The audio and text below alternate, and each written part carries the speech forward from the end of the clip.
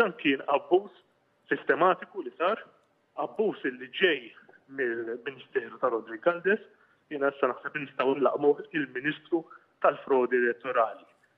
Da mhux qed ngħidu jien, dan huwa l-konklużjoni li toħroġ minn dawn li 99 kawża li għamilna. Sostna dan ix-Shadow Minister għall-Ġustizzja Carola Aquilina f'kollegament telefoniku waqt il-programm Net Live kif matul il-ġimgħa li għaddiet il-Partit Nazzjonalista rebaħ id-99 rikors brabta mal-voti li kienu tpoġġew fuq il-binja tal-housing tas-Siġġiewi. Carola Aquilina saħaq li l-qorti konfermat li sar frodi elettorali tant illi ddeskriva lil Rodrigo Galdes bħala l-Ministru tal-Frodi Elettorali. Apparti minn hekk Carola Aquilina qal li saru il fuq minn 250 seduta bi 22 maġistrat jikkonfermaw dak li kienet jgħid il-Partit Nazzjonalista propju li sar frodi elettorali. Ġi stabbilit illi dawn id-99 persuna m'għandhomx dritt jivvotaw għal Kunsill Lokali tas-Siġġiewi imma jivvotaw f'lokalitajiet oħra.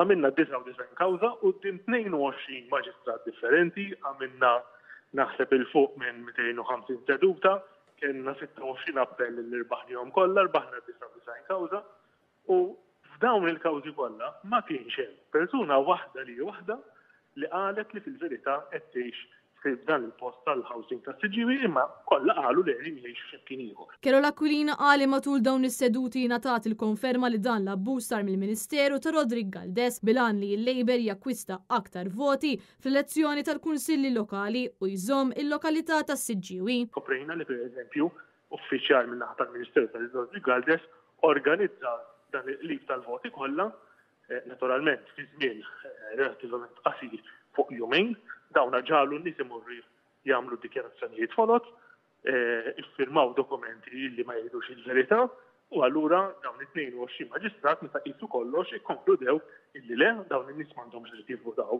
fuq dak il-post imma li ikun hemm il-korrezzjoni tar-reġistru elettorali. Intant fl-istess jum li dawn ir-rikorsi ġew fit-tmiemhom is-Sindku Laburista tas-Siġġiewi Dominic Grek, l-istess sindku li manipula ritratt bil-Photoshop biex ħoloq fake news dwar bankina, issa ħa ritratt ma' Rodrigo Galdes u din id-darba kien ritratt veru.